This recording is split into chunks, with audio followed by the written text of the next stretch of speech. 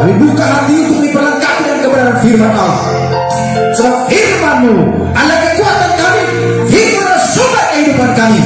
Di dalam nama Tuhan kami Yesus Kristus, urapi hamba-Mu, urapi semua kami sidang jemaat-Mu. Di dalam nama Yesus Kristus, kami sambut kebenaran firman Tuhan. Haleluya, sama saudara saya katakan amin. Puji Tuhan. Belum mendengarkan firman Tuhan, jangan lupa tekan tombol subscribe dan lonceng. Selamat menikmati berkat firman Tuhan. Shalom. Haleluya. Semangat amin. Haleluya. Injil Markus pasal yang kelima ayat 25 sampai ayat ke-34. Demikianlah firman Tuhan. Adalah di situ seorang perempuan yang sudah 12 tahun lamanya menderita pendarahan. Ia telah berulang-ulang diobati oleh berbagai tabib sehingga telah dihabiskannya semua yang ada padanya, namun sama sekali tidak ada faedahnya, malah sebaliknya keadaannya semakin memburuk. Dia sudah mendengar berita-berita tentang Yesus, maka di tengah-tengah orang banyak itu ia mendekati Yesus dari belakang dan menjamah jubahnya, sebab katanya, asal ku jamah saja jubahnya, aku akan sembuh. Seketika itu juga berhentilah pendarahannya dan ia merasa bahwa badannya sudah sembuh dari penyakitnya. Pada ketika itu juga Yesus mengetahui bahwa ada tenaga yang keluar dari dirinya. Lalu dia berpaling di tengah orang banyak dan bertanya, siapa yang menjamah jubahku? Murid-muridnya menjawab, engkau melihat bagaimana orang-orang ini berdesak-desakan dekatmu, dan engkau bertanya, siapa yang menjamah aku? Lalu dia memandang sekelilingnya untuk melihat siapa yang telah melakukan itu. Perempuan itu yang menjadi takut dan bergetar ketika mengetahui apa yang telah terjadi atas dirinya.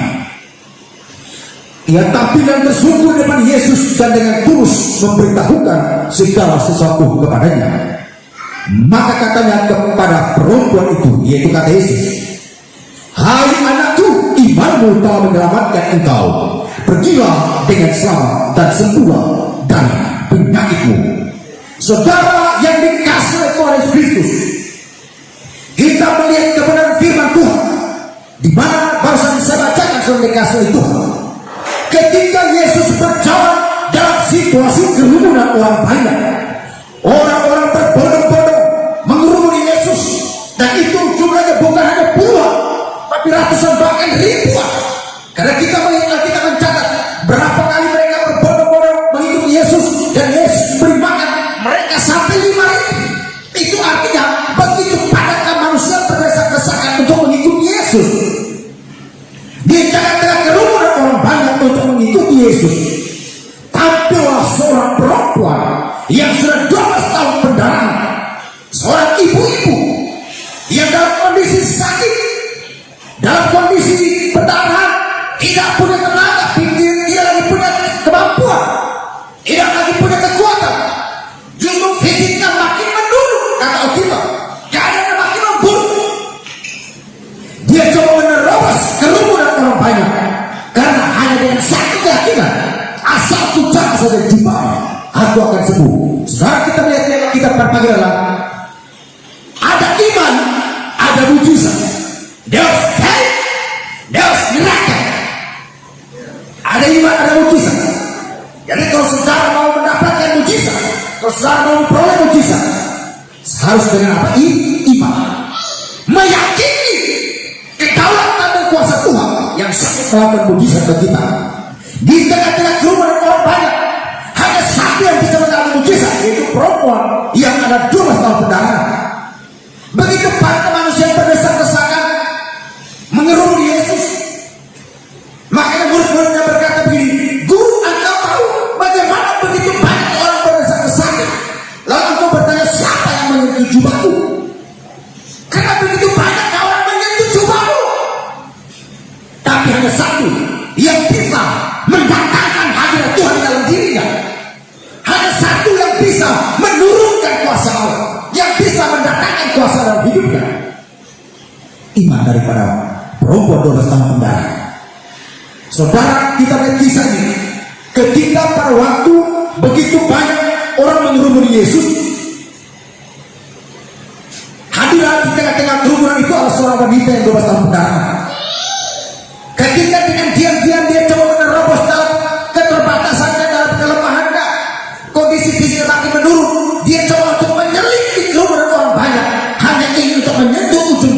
Yesus.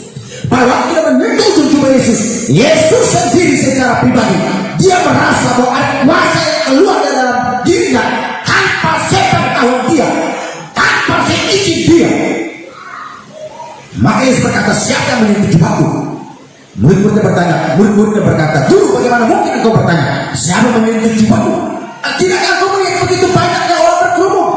Yesus menjawab, saya merasa ada kuasa yang keluar dari dalam diriku. Lalu ketika dia berpaling dan dia menoleh ke kiri kanan, dia sambil melihat siapa yang menyentuh. Wanita ini, Alkitab mencatat dalam kondisi ketakutan. Dia dalam kondisi ketakutan lalu dia menceritakan segala sesuatu yang terjadi padanya. Saya bertanya bagi saudara, ada berapa yang saya bertanya? Mengapa Yesus bertanya, saya menyentuh jubahku? Pertama, karena Yesus merasa bahwa ada kuasa yang keluar tanpa sepengetahuan dia. Kedua, perhatikan. Kedua, Yesus bertanya, saya menyentuh.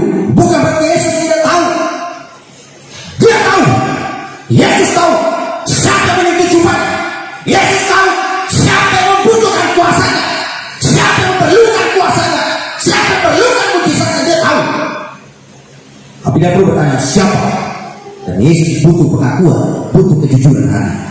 Wanita ini mengaku. Lalu yang kedua, mengapa wanita ini ketika dia sudah mengalami mujizat, lalu Yesus bertanya, saya menyentuh jubahmu? Dia menjadi ketakutan, saudara. Dia menjadi ketakutan karena budaya orang Yahudi ketika seorang dalam kondisi lagi pendarahan itu dianggap najis. Maka dia takut. Kenapa? Nanti orang-orang Israel, orang-orang Yahudi yang lain yang sedang merumuni Yesus, mereka berkata, engkau telah menajiskan kami. Dia tahu engkau ini najis. Mengapa engkau datang ke kerumunan ini? Engkau buatkan pun ikut menjadi najis. Itu yang membuat mereka ketakutan. Jadi dia ketakutan bukan karena kuasa Tuhan yang telah melakukan mujizat bagi dia, tapi dia menjadi ketakutan karena dia itu sudah dianggap najis. Saudara, orang Yahudi, wanita yang lagi datang bulan itu dianggap najis. Dia harus mengurung diri. Nanti selesai masa haidnya, baru dia harus mentahirkan dirinya. Nanti kalau dia sudah mentahirkan dirinya, baru dia kembali berkumpul bersama keluarga yang lain. Makanya menjadi ketakutan karena dia ini sedang najis. Lalu mengapa datang ke dalam tengah kerumunan? Itu yang membuat dia menjadi ketakutan. Jadi membuat dia menjadi ketakutan bukan karena dia menyentuh jubah Yesus, bukan karena kuasa Yesus, kuasa Allah yang telah melakukan penyembuhan, yang telah mengadakan mujizat bagi dia, tapi dia takut karena situasi kondisi orang banyak. Haleluya. Tapi ingat Bapak Ibu, iman dapat menaklukkan segala-galanya. Katakan amin.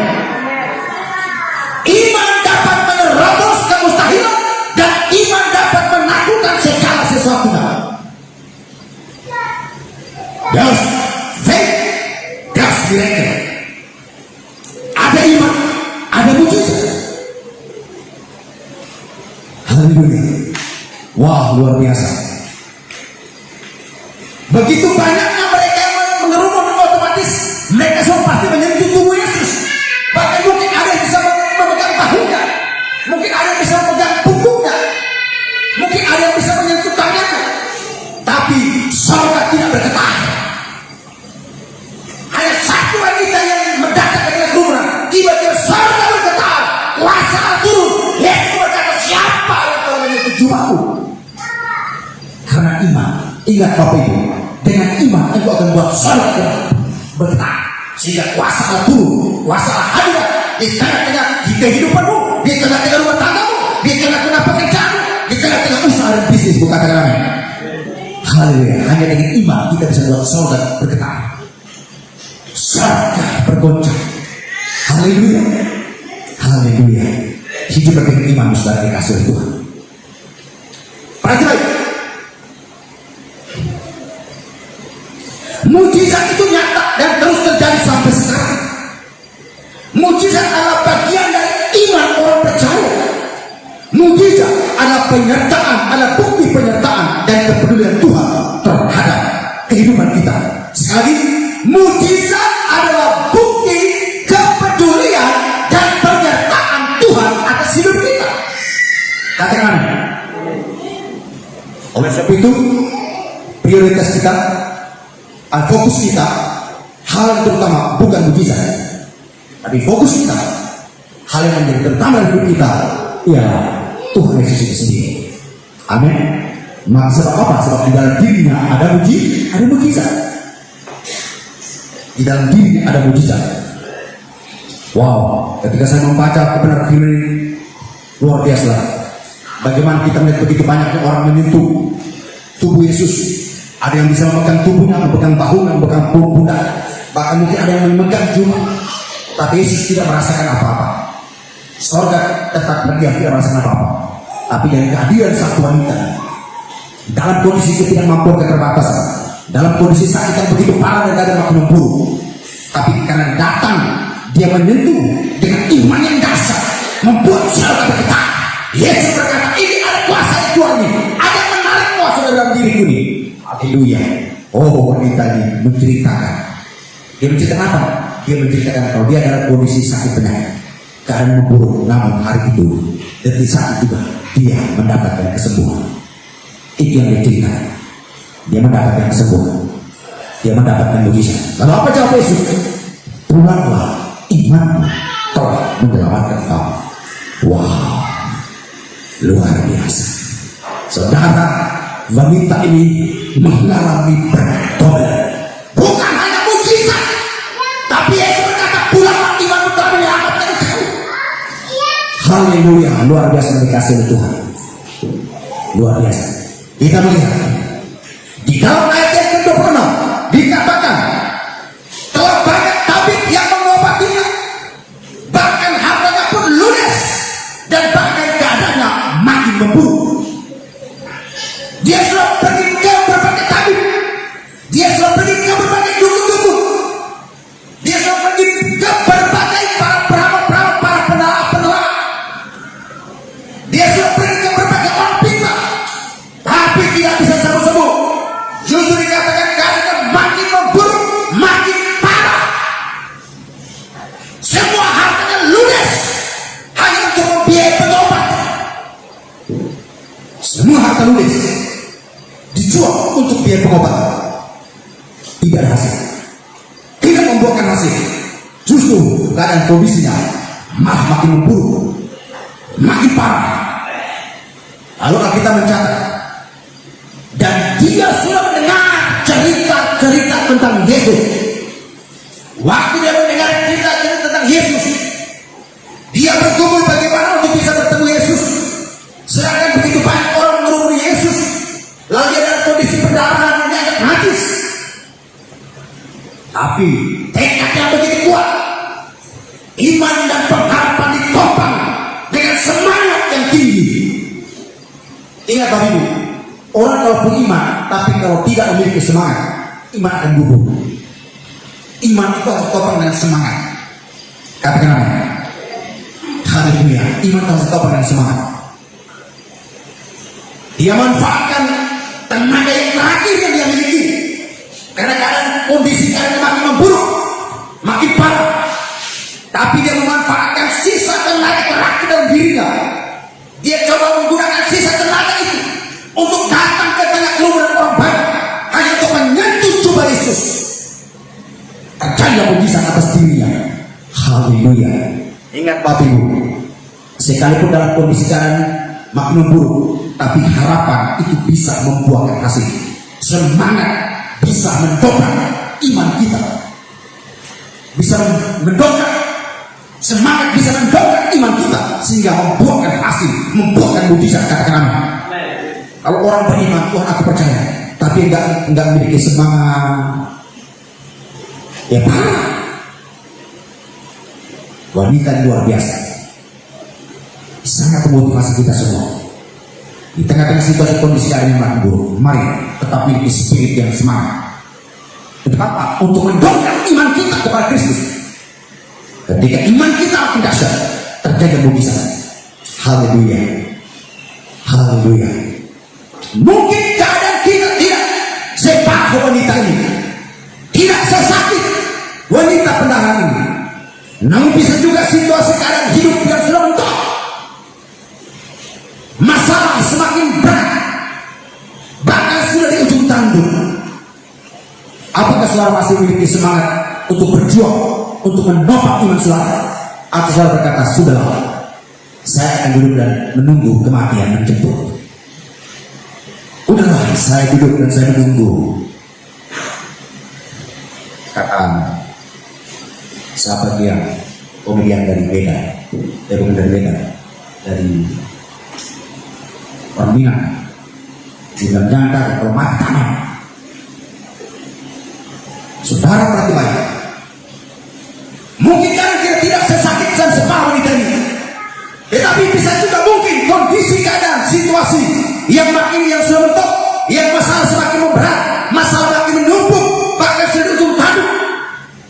Seakan-akan tidak ada jawaban bagi kita, seakan-akan sudah tertutup, kita dibelenggu dengan masalah. Tapi hari ini kabar baik, good news for you, kabar baik dari surga. Haleluya.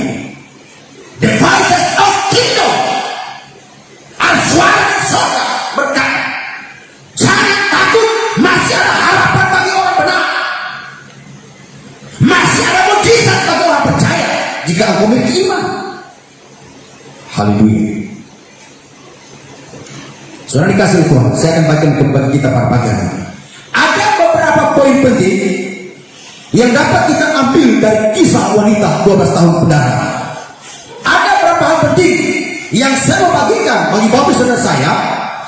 Kita akan belajar dari kisah wanita yang 12 tahun pendarahan. Yaitu kita melihat yang pertama, Tuhan mau supaya apa? Kita sepenuhnya terus bergantung kepada Tuhan. Saudara, kita melihat, jadi poin yang perlu kita belajar dari wanita yang pertama, Tuhan mau supaya kita terus bergantung sepenuhnya kepada Tuhan. Mengapa seluruh harta kekayaan ludes terjual hanya untuk mengobati penyakitnya, tapi tidak ada jawaban, tapi tidak bakalan berubah, malah makin rusak, makin memburuk. Kira-kira Yesus tahu tidak kalau ada orang sakit di sini? Yesus tahu. Kira-kira dia tahu tidak ada wanita yang sedang sakit di kolong tahun pendarahan? Dia tahu, karena dia maha tahu. Tapi mengapa saya akan dibiarkan? Karena Tuhan mau supaya wanita yang harus datang kepada dia. Katakan amin. Tuhan tahu nggak kebutuhan masalah saudara hari ini? Tuhan tahu. Tuhan tahu nggak persoalan masalah problem saudara hari ini? Dia tahu. Tapi mengapa saya katakan Tuhan tidak peduli? Karena Tuhan mau saudara datang kepada Tuhan. Katakan amin. Tuhan tahu nggak masalah problem yang kau hadapi saat ini dan kau merasa berat untuk diungkapkan? Tuhan tahu, saudara. Tapi Tuhan butuh saudara datang kepada Tuhan dan mengaku di hadapan Tuhan. Tuhan butuh saudara datang dan berbicara kepada Tuhan, mengganti jubahnya dan berkata, Tuhan, ini masalahku, ini dosaku, ini persoalanku, ini problemku, ini pergumulan hidupku, ini kebutuhanku. Engkau akan mengalami jawaban atas imanmu yang telah menyentuh juga Yesus. Haleluya. Haleluya. Jadi yang pertama, Tuhan mau supaya kita sepenuhnya terus bergantung kepada Tuhan. Jangan pernah mengandalkan kekuatan manusia ataupun harta yang kita miliki, tidak ada gunanya. Ataupun keluarga, semuanya terbatas. Melainkan hanya bergantung sepenuh kepada Tuhanlah, maka kita akan mengalami mujizat di tengah-tengah kesulitan. Katakan amin. Saudara, hanya bergantung kepada Tuhanlah kita akan terus mengalami mujizat. Kita akan terus mengalami kuasa Allah bekerja. Kita akan terus mengalami terobosan dan jawaban Tuhan atas hidup kita. Hanya bergantung sepenuhnya kepada Tuhan. Haleluya. Saya belajar sejak ketika saya mengenal Tuhan. Ketika saya bertobat mengenal Tuhan, dari situ saya mulai belajar untuk terus bergantung sepenuhnya kepada Tuhan. Dalam situasi kondisi keterpurukan, Tuhan mengizinkan lembah yang harus saya lewati. Tuhan mengizinkan padang gurun yang harus saya lalui. Tapi ketika saya terus bergantung kepada Tuhan, mujizat selalu terjadi atas hidup saya. Saya terus mengalami mujizat di dalam kehidupan saya. Mari Bapak Ibu, saya mengajak saudara untuk terus bergantung sepenuhnya kepada Tuhan. Kasih tahu kiri kanan, tetap andalkan Tuhan. Haleluya. Yang kedua, poin yang kedua yang perlu kita belajar dari wanita 12 tahun pendahara. Yang kedua adalah mencari Tuhan dengan keteguhan hati. Punya ketetapan hati untuk sungguh-sungguh mencari Tuhan. Dan carilah Tuhan dengan sungguh-sungguh. Bukan hanya cari mujizatnya, bukan hanya cari berkatnya, tapi carilah Tuhan itu sungguh-sungguh. Kenapa? Haleluya. Saudara, kalau kita cari Tuhan sungguh-sungguh, kita akan mengalami jawaban Tuhan. Kalau orang hanya cari, saudara begini, kalau kita cari Tuhan dengan sungguh-sungguh, kita akan mengalami jawaban atas pergumulan kita secara utuh.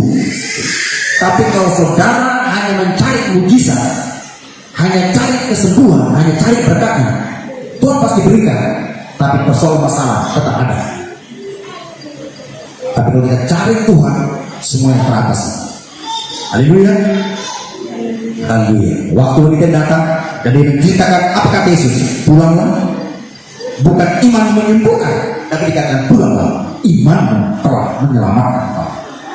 Bukan hanya kesembuhan yang peroleh, tapi keselamatan juga dia dapatkan. Karena ini iman. Haleluya. Jadi yang kedua, mencari Tuhan dengan keteguhan hati. Perhatikan, pada ayat yang ke-27 dikatakan begini, perempuan itu berusaha mencari dengan sungguh-sungguh. Ia berjuang menerobos kerumunan orang banyak. Dia masuk menyusup ke celah-celah, ke tengah-tengah kerumunan orang banyak untuk berjumpa dengan Tuhan, untuk menjama ujung jumpanya. Dan pada waktu dia berhasil menyentuh ujung jumpanya, tiba-tiba surga terbuka, kuasa Allah turun atas hidupnya. Ia dilipat oleh kuasa Tuhan, banyak keterangan. Satu, dia harus mendapatkan ada kekuatan baru, sehat kembali segar.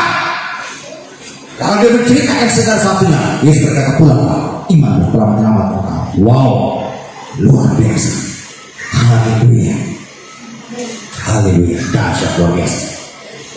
Sekarang dikasih oleh Tuhan, kita melihat keadaan perempuan itu, keadaannya lemah, dan tidak berdaya. Bahkan pada ayat yang ke-6 dikatakan keadaan perempuan itu sudah semakin parah. Keadaannya apa? Sudah semakin parah. Saya teringat dengan kisah sekitar tahun 2012, angka 2012 Abdul Besedas. Saya teringat ada salah satu anak muda waktu itu, bapaknya di Makassar dalam kondisi sakit parah dan keluarga tinggal menunggu detak jantung terakhir. Dia harus disuruh pulang karena keluarganya berkata, mungkin kamu pulang barulah berhenti jantungnya berdetak, karena udah kondisi udah tidak bisa ada harapan lagi. Sebelum dia berangkat ke Makassar, datang ke rumah, tidak Pak tolong doakan karena saya lagi coba mau cari tiket ini, mungkin besok atau lusa. Besok saya mau cari tiket, saya mau berangkat dulu. Dia ceritakan keadaan bapaknya. Bilang, Pak tolong doa, saya kita berdoa. Saya bilang, adakah keluargamu yang di Makassar? Bisa telepon. Teleponlah adiknya yang perempuan yang jaga bapaknya. Saya bilang, kasih speaker, dekatkan ke kuping bapakmu. Doa tumpuk tangan. Itu doakan itu pada sore hari. Bukan, doakan itu pada pagi hari. Doakan. Lalu anak muda ini dia tunggu hasil besok kalau dapat tiket, karena besok kalau dapat duit. Sekarang besoknya sebelum dia pergi cari tiket, telepon balik dari Makassar dari kakaknya, adiknya. Adiknya berkata nih, Kak, kami sudah di rumah. Oh kenapa? Bapak sudah meninggal kan? Kemarin sedang Pak Pendeta doakan, keadaan Bapak langsung baik, pulih. Tadi malam langsung dia bangun dulu, dan tadi pagi siang tadi kami dari rumah sakit disuruh pulang. Mana Bapak, saya ngomong sama Bapak. Apa kata anaknya? Bapak biasa, Bapak itu kalau di rumah lagi di belakang, lagi di pekarangan, lagi di belakang lihat kebun, di belakang lagi lihat pekarangan. Saudara, di mana ada iman, di situ ada mujizat. Katakan amin. Haleluya. Ada iman, ada mujizat.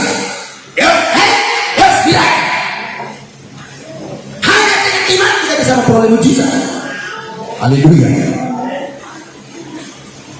Bagaimana dengan kita ketika sakit atau banyak pergumulan, banyak persoalan masalah problem hidup, beban berat yang dia makin menumpuk? Apakah kita masih berjuang mencari Tuhan, atau kita menyerah dan pasrah menunggu kematian menjemput, atau kita mau bergerak? Haleluya. Saudara, miliki api semangat. Jangan sampai semangat saudara menurun. Kondisi keadaan usia kita makin bertambah tua, fisik kita boleh menurun. Termasuk saya pun, fisik saya menurun.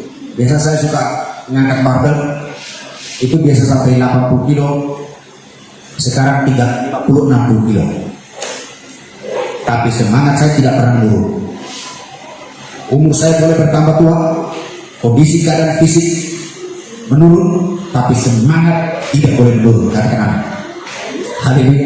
Semangat kita mengikuti Tuhan tidak boleh menurun. Semangat memuji Tuhan, semangat menyembah Tuhan, semangat beribadah kepada Tuhan tidak boleh menurun. Haleluya. Takbir. Amin. Haleluya. Tidak boleh menurun. Mari terus semangat bergerak. Haleluya. Haleluya. Yang ketiga, poin yang perlu kita baca dari wanita 12 tahun pendarahan. Yang ketiga, perhatikan saudara. Yang ketiga adalah percaya sepenuh hati dan mengimaninya.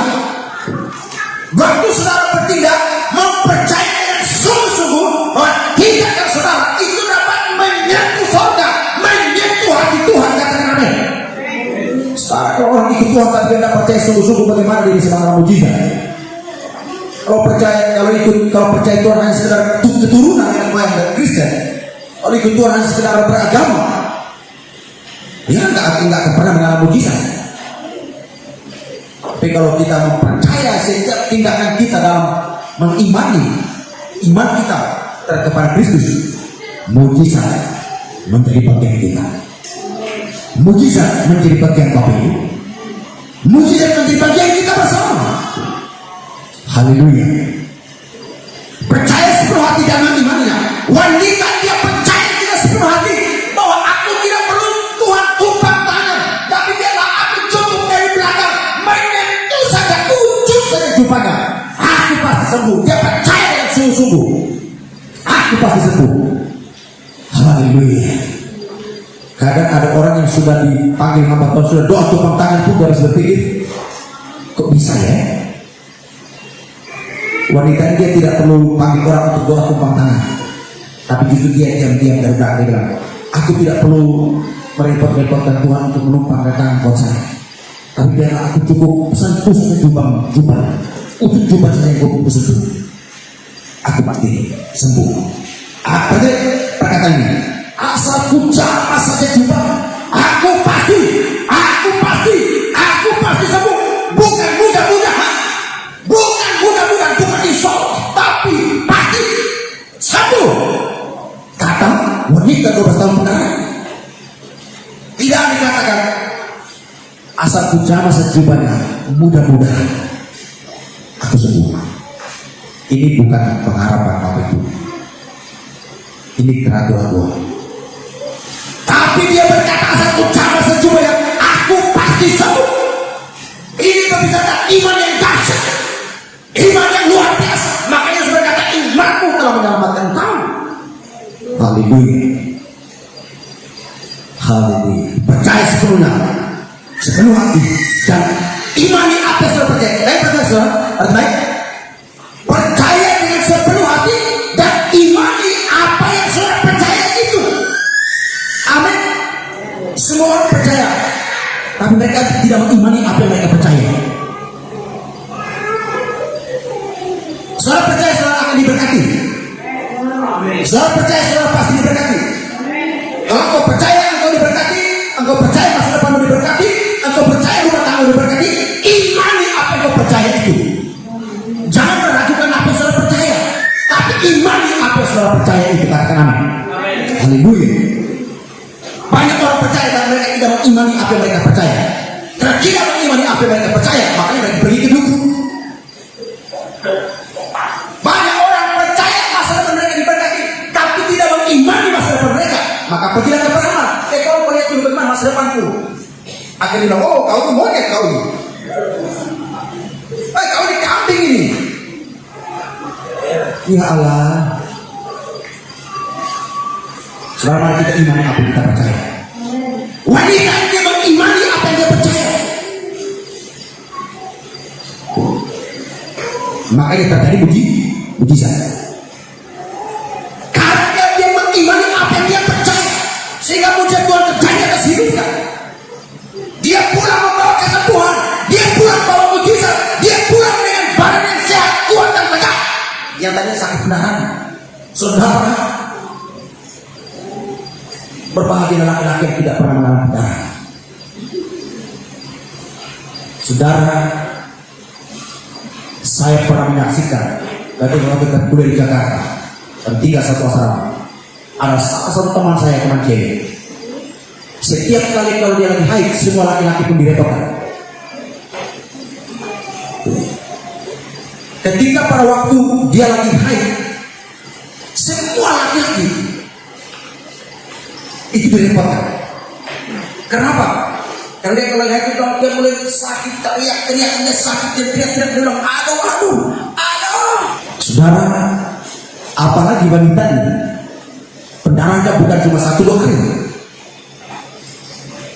Tapi berapa? Berapa bulan? Berapa bulan?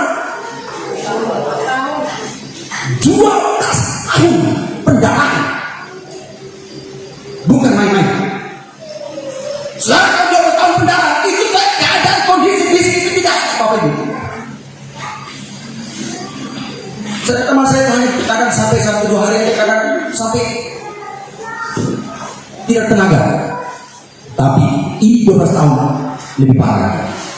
Tapi ingat, wanita ini tidak mau menyerah, dia tidak mau pasrah, tapi dia coba memanfaatkan tenaga terakhir yang dia miliki, sisa-sisa tenaga terakhir yang dia miliki. Dia memanfaatkan itu untuk apa? Untuk berjuang dengan satu harapan, sekiranya sisa tenaga ini aku bisa menerabas kerumunan orang banyak untuk menjadi tujuan Yesus. Kerumunan orang banyak tidak menjadi penghalang bagi dia untuk bertemu Yesus. Begitu banyaknya orang, ribuan orang berbondong-bondong mengerumuni Yesus, tidak menjadi penghalang bagi wanita untuk bertemu Yesus, untuk menjadi tujuan Yesus. Haleluya. Jadi percaya sepenuh hati dan mengimani. Ayat 38 dikatakan, perempuan itu berkata, asal ku jamah saja jubahnya, aku akan sembuh. Berarti baik, asal ku jamah saja jubahnya, aku akan sembuh. Kita harus yakin dan percaya sepenuh hati, tidak bimbang, bahwa Tuhan sanggup melakukan mujizat bagi kita di tengah-tengah kesulitan. Katakan amin. Haleluya. Haleluya. Yang keempat, apa yang perlu kita belajar dari wanita 12 tahun? Yang keempat adalah harus mengakui bahwa mujizat terjadi karena Tuhan yang melakukannya. Katakan amin. Mujizat terjadi, kesembuhan terjadi, kita diberkati, kita diberikan kesehatan, bukan karena kita, bukan karena kebaikan kita, tapi semata-mata karena kemurahan Tuhan. Katakan amin.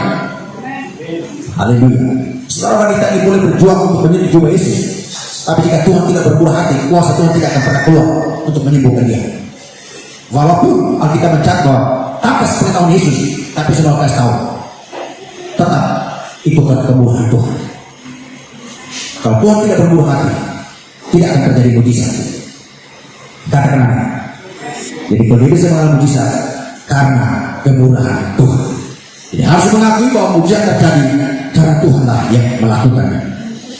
Kita harus bersyukur dan mengakui bahwa hanya Tuhanlah yang satu-satunya mampu melakukan mujizat yang dahsyat bagi kita. Ingat untuk tetap bersyukur apapun kondisi keadaan kita hari-hari ini. Tetaplah bersyukur. Haleluya. Tadi malam bisa dengan Ibu Lili, bisa dengan anak muda. Apa berkat terbesar dalam hidup kita yang merupakan berkat yang tak terbatas? Saudara, saya beritahu berkat terbatas Tuhan bagi kita adalah Roh Kudus, diberikan kepada kita tanpa batas. Dan Roh Kudus itu hanya diberikan bagi mereka percaya dan menerima Yesus di dalam hidup mereka, maka diberikan Roh Kudus yang tanpa batas. Itulah berkat berasa dalam hidup kita. Amin. Berkat penebusan dan keselamatan.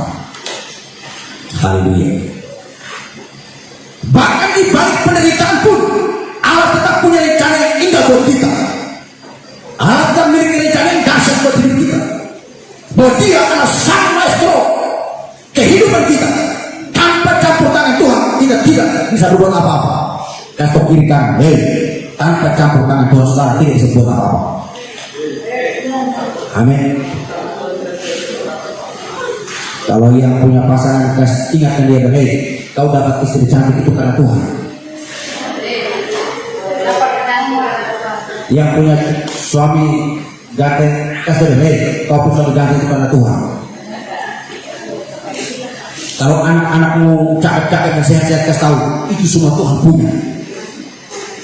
Amin. Haleluya. Haleluya. Yang terakhir Bapak Ibu, yang terakhir.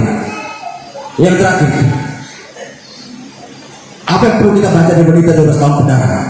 Saudara, poin yang terakhir kita perlu belajar dari wanita adalah bagikan dan beritakan kabar baik tersebut. Wanita ini menceritakan dia telah mengalami mujizat oleh karena Tuhan Yesus, bukan karena tabib-tabib yang sudah memeras hartanya habis. Dia datang kepada Tuhan tanpa harus menjual harta. Dia datang kepada Yesus tanpa menjual harta kekayaan untuk membeli kesembuhan, untuk membeli kesehatan, untuk membeli mujizat. Justru dengan diam-diam dia datang dari belakang. Mujizat Tuhan terjadi. Tapi dia pergi ke tabib-tabib, semua harta kekayaan ludes terjual hanya untuk mengobati, tapi tidak akan sembuh-sembuh. Saudara, Tuhan memberikannya dengan gratis. Amin. Hari Kamis malam kami komsel di rumahnya Bapak Agus Wong. Selesai komsel ada tetangga yang minta didoakan. Mereka saudara-saudara kita dari seorang dari kaum Kedah. Dan doakan. Ibu berkata, Pak, itu imam kami. Dia bilang ini, katanya itu ada jin di belakang kalian, di belakang anak. Dan jin minta harus kasih kambing. Udah itu mereka orang susah, nyewa rumah. Lalu dari mana mau dapat kambing itu kasih itu? Terjin minta kambing. Ngomong ke saya bilang, tidak ada itu. Setan yang minta itu. Itu pemerasan setan. Mau kita doakan dalam nama Yesus Kristus, kamu sembuh. Jin mati dalam nama Yesus. Jin patah hancur semua dalam nama Yesus. Rebut dalam nama Yesus. Tuhan tidak perlu minta kau kasih kambing. Tuhan tidak cukup kau percaya. Saya ngomong. Tidak perlu kasih kambing, tidak perlu kasih kuda, kasih kerbau. Cukup kau percaya, Tuhan sembuhkan kau. Haleluya. Saudara, mari kita beritakan kebaikan yang Tuhan telah berikan atas hidup kita. Tujuan Tuhan melakukan mujizat bagi kita ialah sudah apa? Supaya kita bersaksi, menceritakan kepada orang lain tentang kebaikan, kedaulatan dan kemahakuasaan Tuhan dalam hidup kita. Jadi sekali, saudara diberkati, saudara diberikan kesehatan, saudara diberikan umur panjang, saudara mengalami mujizat. Semua ada tujuan Tuhan supaya saudara bercerita tentang Tuhan, cerita bagaimana Tuhan memberikan saudara kesehatan, memberikan saudara umur panjang, memberikan saudara kekuatan, memberikan saudara mujizat. Itu yang kita ceritakan, saudara, bukan ceritakan kejelekan orang lain. Itu bukan penginjilan itu, tapi itu menyesatkan. Tapi kalau kita bercerita tentang kebaikan Tuhan, bercerita tentang kemurahan Tuhan, bercerita tentang kedaulatan Tuhan, haleluya, itu yang the best.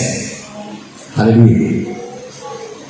Tujuan mujizat Tuhan bagi kita bukan untuk dirahasiakan. Sekali Bapak Ibu, tujuan Tuhan memberikan mujizat bagi saudara, Tuhan memberikan saudara bukan untuk dirahasiakan, tapi diceritakan. Tapi jangan lupa juga, diceritakan dalam arti bersaksi tentang Tuhan, bukan pamer-pamer. Ada orang seakan-akan dia bersaksi, tapi sebenarnya pamer. Tuhan mau kita bukan pamer, tapi kita benar-benar murni menceritakan kebaikan Tuhan. Haleluya. Murni menceritakan kebaikan Tuhan. Jadi tujuan Tuhan bagi kita bukan untuk dirahasiakan, melainkan untuk kita dapat bersaksi kepada orang lain, supaya makin banyak orang datang kepada Tuhan dan mengalami mujizat. Supaya apa? Supaya makin banyak orang datang kepada Tuhan, mengalami mujizat, mengalami kesembuhan, mengalami keselamatan. Itu tujuannya. Haleluya. Haleluya. Perhatikan saudara, sebelum saya tutup, kisah perempuan Samaria. Apa kasusnya? Dia bukan penyakit pendarahan, tapi dia apa? Penyakit nafsu. Memiliki 5 suami, dan suami yang ke-6 pun bukan suaminya dia. Artinya dari 6 suami itu semuanya suami orang. Diangkut semua. Itulah pelakor terkenal zaman itu. Tapi apa yang terjadi saudara?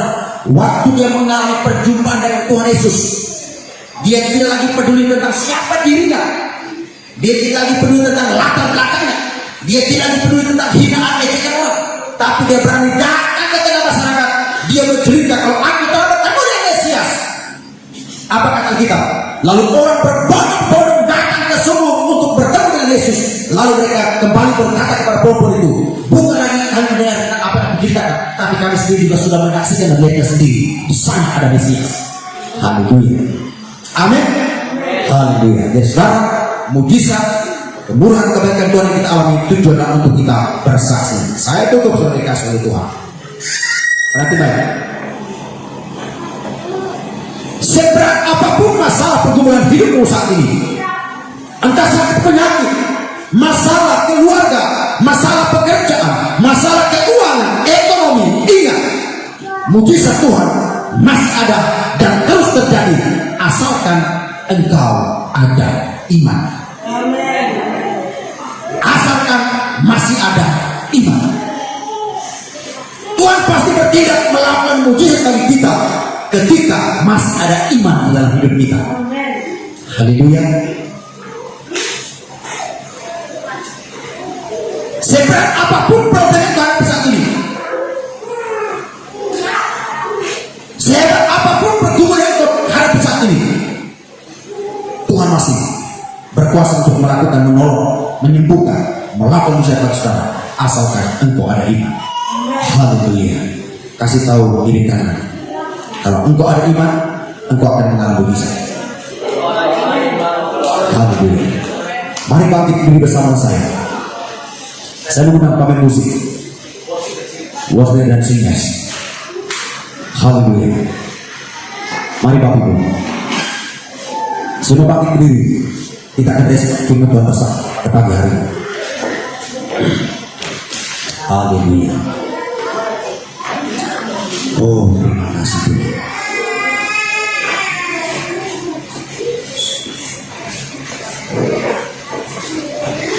Adakah iman di hatimu pada pagi hari ini? Adakah iman di hatimu pada pagi hari ini? Engkau akan mengalami campur tangan Tuhan.